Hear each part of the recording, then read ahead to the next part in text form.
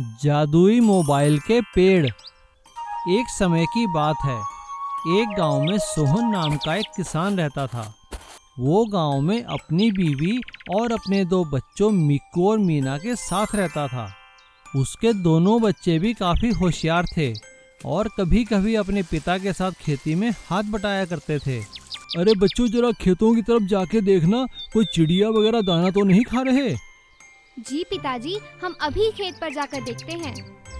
मिक्कू और मीना दोनों खेतों की तरफ चल पड़े और खेतों के साथ लगने वाले बागीचे में घूमने लगे। तभी उन्होंने वहां पे देखा कि वहां कुछ शहर के बच्चे भी खेल रहे थे।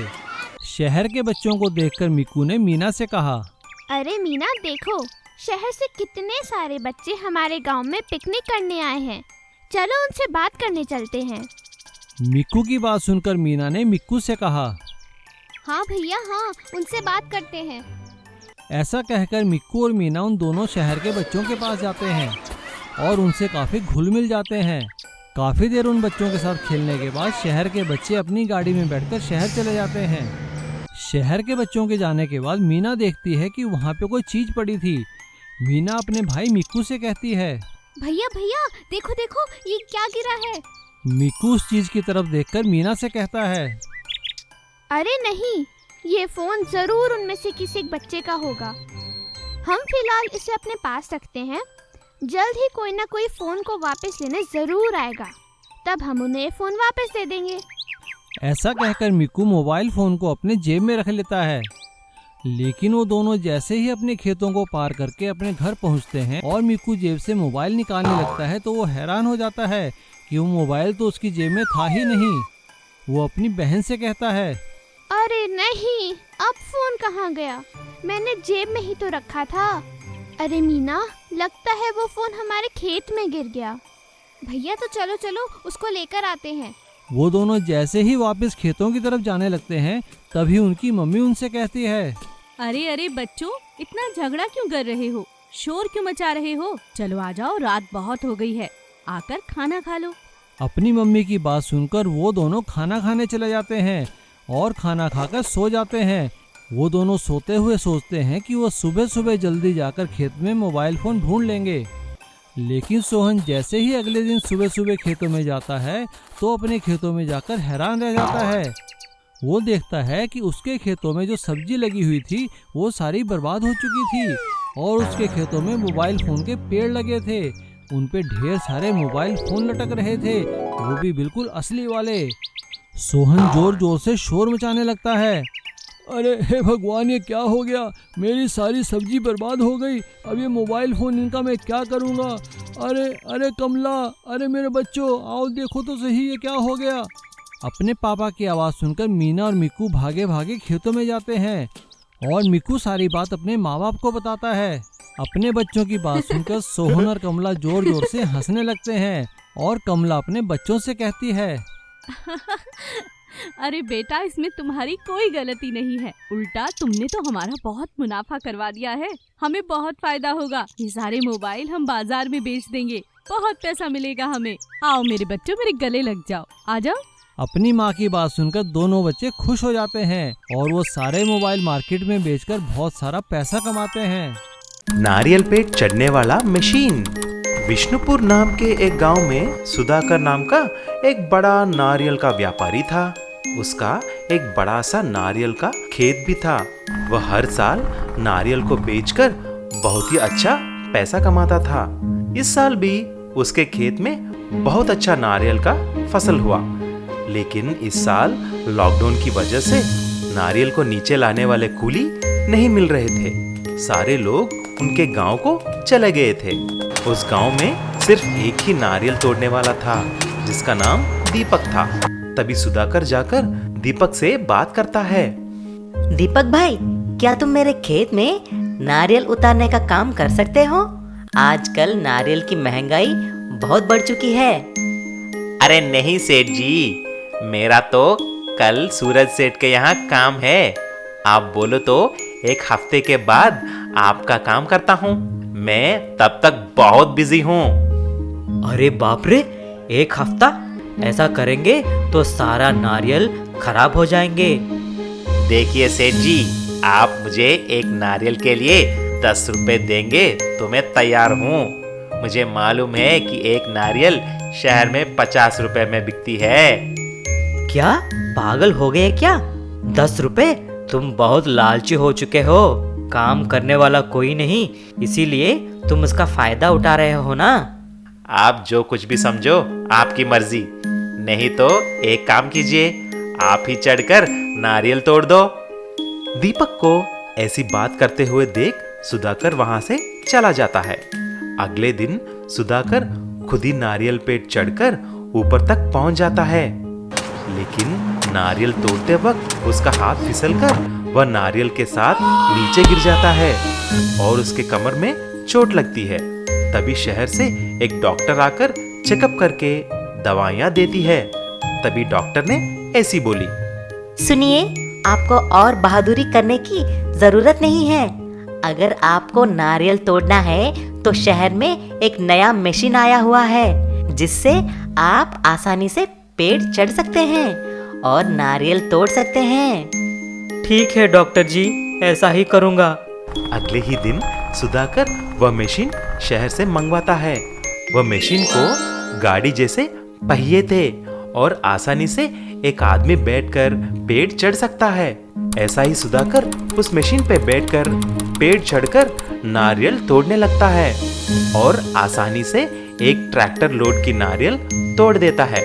ये बात दीपक देख लेता है और ऐसा बोलता है, अरे सेठ जी, आप क्यों मेरे कमाई पे लात मार रहे हो? अगर सारे लोग इस मशीन को देखेंगे तो मुझे खाने के लिए पैसे भी नहीं मिलेंगे। मुझे उस दिन के लिए क्षमा कर लो। अब मुझे सबक मिल गया है। आप बोलो तो मैं ही इस मशीन पर चढ़कर आपको नारियल तोड़ के दूंगा। बस 1 रोज की कमाई दे देना। अब आए हो रास्ते में, अब नाटक बंद करो और सबको सस्ते में नारियल तोड़ के देना, खबरदार। तब से सुधाकर ने जैसा बोला ऐसा ही काम करने लगा। गरीब का सोने का सेब का पेड़। एक गांव में चंदू नाम का एक आदमी रहता था।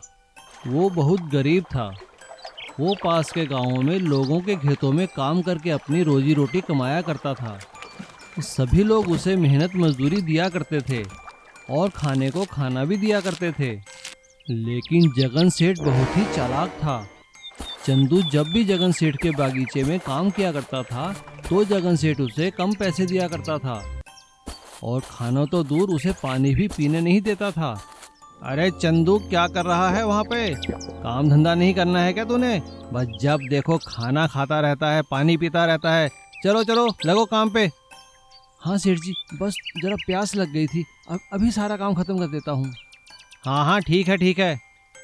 एक दिन जगन सेठ जब अपने गोदाम में पौधे देख रहा था तभी उसकी नज़र वहाँ पड़े सेब के सूखे पौधों पर पड़ी।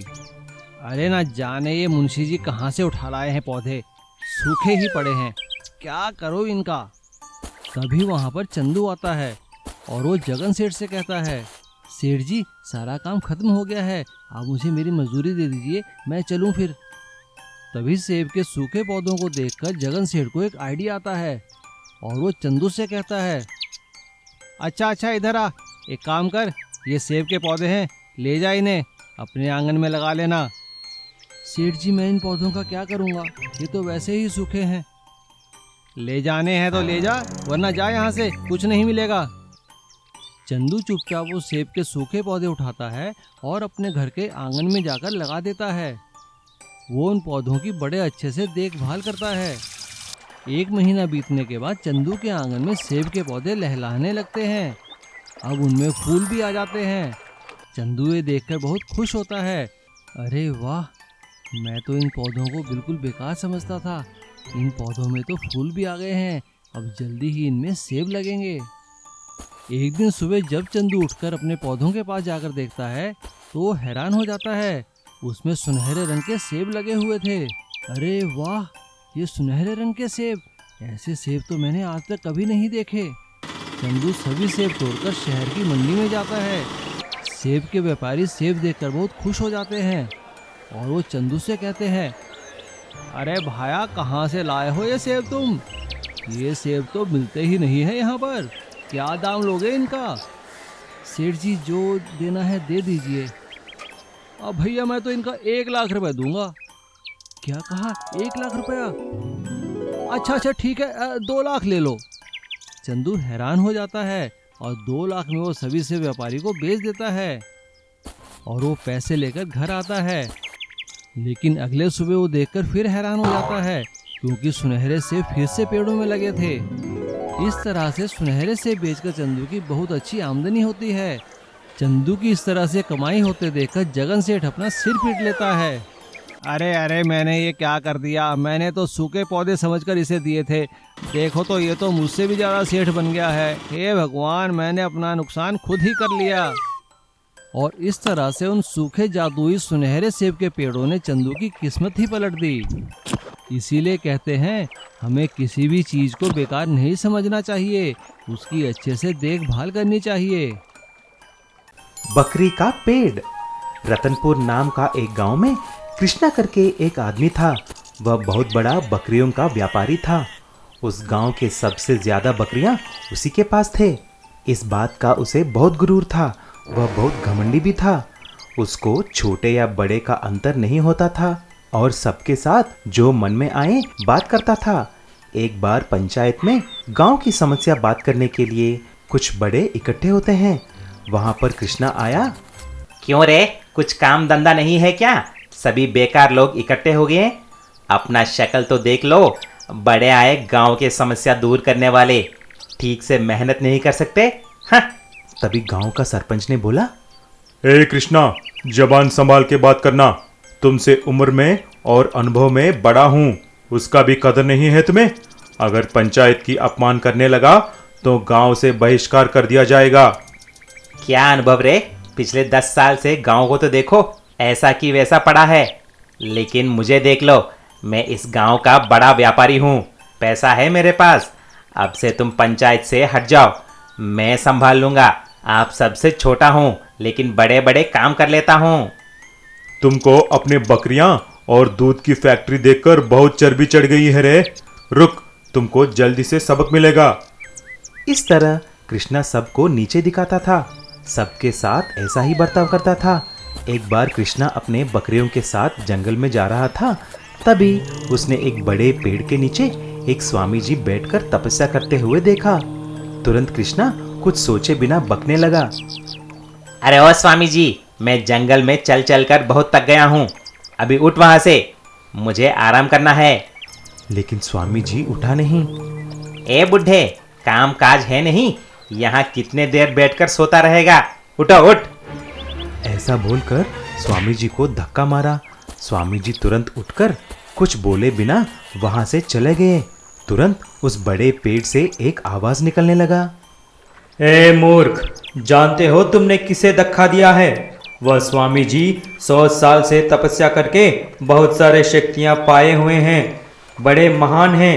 यही मेरा श्राप है, जिसकी वजह से तुम्हें इतना घमंड है, वह सारे मेरे हो जाएंगे। पेड़ ऐसा बोलते ही कृष्णा के सारे बकरियां माया से उस पेड़ पर आ जाते हैं। ये देखकर कृष्णा चिल्लाने लगा। अरे अरे ये क्या, मेरे सारे बकरियां, अरे ये नहीं हो सकता, मेरा सारा व्यापार चौपट हो जाएगा। हे पेड़ देवता, मुझे क्षमा कर दो, मुझसे बहुत बड़ी गलती हो गई है। ऐसा कृष्णा रो रो कर चिल्लाने पर भी बकरियां नहीं आए। ए मायावी पेड़, मुझे माफ कीजिए, मैं आज से किसी से ऐसा बात नहीं करूंगा, मुझे सबक मिल गया है, दया करके मेरी बकरियों को लौटा दो। तभी स्वामी जी वहां पर प्रकट हो जाते हैं और एक इशारा करते ही सारे बकरियां फिर से पेड़ के ऊपर से नीचे आ जाते हैं। बेटा कृष्णा, सबसे प्रेम के साथ व्यवहार करना, इसमें ही सबकी भलाई है। जादुई मछली का पेड़। जोधपुर के गांव में बिपिन अपने दोस्तों के साथ गिल्ली डंडा खेल रहा था। तभी उसका दोस्त वेंकट दौड़ता हुआ वहां पर आया और चिल्लाने लगा। अरे यार बिपिन, तुम्हारे घर को बैंक वाले जब्त करने के लिए आए हैं। तुम्हारे पापा ने कुछ कर्जा लिया लेकिन उसको समय पर चुकाया नहीं, इसीलिए बैंक वाले कुछ गुंडों के साथ आकर घर का सारा सामान बाहर फेंक रहे हैं। जल्दी आओ, चलो चलो। अरे यार, ये तो मेरे पापा मुझे भी नहीं बोला। चलो चलो जल्दी चलो। जब बिपिन और वेंकट वहां पर पहुंचा, बैंक ऑफिसर सामान को बाहर फेंक दिया। जब बिपिन उनको रोका तो बैंक ऑफिसर ने ऐसा बोला, क्यों रे, अभी शर्मिंदा हो रही है क्या? जब कर्जा लिया है तो चुकाना भी पड़ेगा ना, पेड़ के जितना हुआ है। लेकिन अपने बूढ़े बाप का कर्जा नहीं चुका सकते क्या? सर, आप मुझे 1 महीने की मोहलत दीजिए, मैं आपका सारा पैसा चुका दूंगा। ऐसा बोलते ही बैंक वाले चले गए। बिपिन अपने पापा से बात कर रहा होता है, तभी एक कौवा आकर एक खत को बिपिन के सामने फेंक कर चली जाती है। अरे, ये तो मेरे दादाजी का खत है, उनको गुजर के बहुत साल हो गए। इस पे कुछ लिखा है पिताजी। घने जंगल के अंदर एक नदी पार करके जाओ तो तुम्हें एक जादुई मछली का पेड़ मिलेगा। पिताजी, ये देखो, उसका नक्शा भी है यहाँ पर। चलो यार वेंकट, तुम मेरे साथ चलो, हम वहां जाएंगे और उस जादुई मछली के पेट से मछली निकालकर पैसे कमाएंगे। पागल तो नहीं हुआ? पेड़ में से मछली और ये खत में जो लिखा है, तुम उसे विश्वास कर रहे हो? क्या करूं यार वेंकट, मेरे पास अभी तरकीब कुछ नहीं है। चलो मेरे साथ। ऐसा दोनों दोस्त घने जंगल में चले जाते हैं। नदी पार करने के बाद उनको एक बड़ा विशाल सांप नजर आती है। तभी सांप ने पूछा, आप दोनों हट्टे कट्टे हो, बोलो आप में से कौन मेरा भोजन बनेगा? मैं अभी बुढ़ा हो चुका हूँ और मुझे बहुत भूख लगी है। तभी वेंकट ने बोला, अरे यार, मैं तेरे साथ आकर किधर फंस गया रे? तुरंत बिपिन ने बोला, साहब जी, मुझे बस एक जादुई मछली का पेड़ की तलाश है। एक बार वो मिल जाए, मैं आकर आपका भोजन बनूंगा। बस अभी के लिए हमको छोड़ दो। इंसान बहुत धोखेबाज होते हैं, मैं तुम्हारी बात कैसे मानूं? साहब जी, आप एक काम कीजिए, वेंकट को वह पेड़ दिखा दीजिए। मैं आपका भोजन अभी बन जाऊंगा, आप मुझे खा सकते हैं। सभी लोग मेरे बात सुनकर ही भाग जाते हैं, लेकिन एक तुम ही हो जो यहाँ पर है। लगता है तुम बड़े ईमानदार आदमी हो। वो देखो, जादुई मछली का पेड़, जितना भी मछली चाहिए लेके जाओ।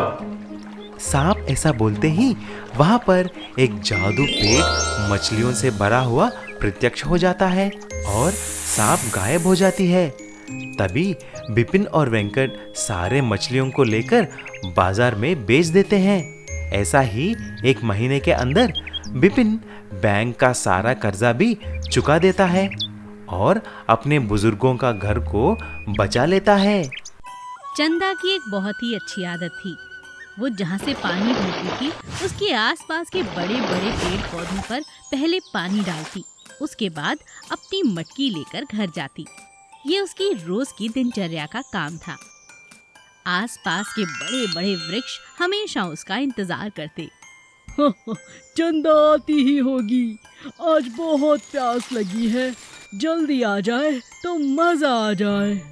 हाँ भाई, तुम ठीक कहते हो, ये लड़की पूरे गांव में सबसे अच्छी है, हमेशा हर रोज हमें आकर यहाँ पर पानी देती है। कितने दिन हुए बरसात भी नहीं हुई, अगर चंदा ना होती तो हम सूख जाते। ठीक कहा तुमने। सभी पेड़ चंदा का इंतजार करते हैं। चंदा को देखकर हर पेड़ खुश हो जाता है। आ गई मैं। आज जरा खाना बनाने में देरी हो गई, इसीलिए अभी तुम सबको जल्दी से पानी दे देती हूँ। अरे अरे, बहुत गर्मी है।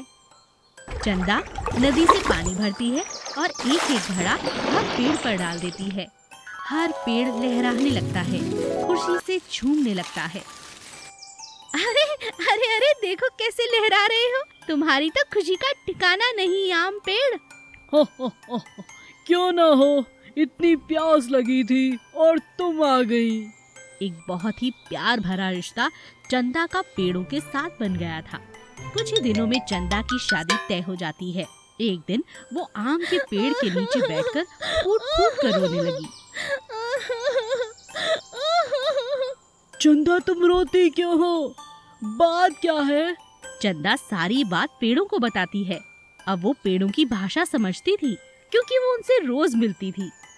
मैं चली जाऊंगी। बाबूजी ने मेरे दूसरे गांव में शादी तय कर दी है।